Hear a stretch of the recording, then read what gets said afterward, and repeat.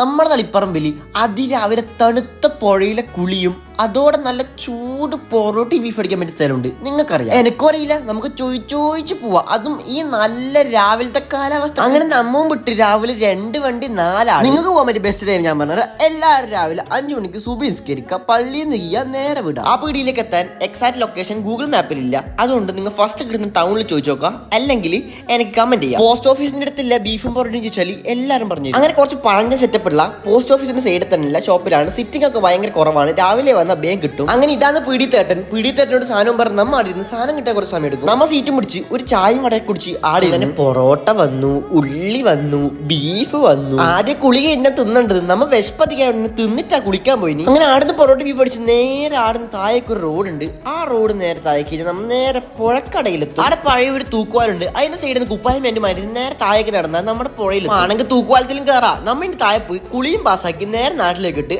അപ്പൊ ശരി.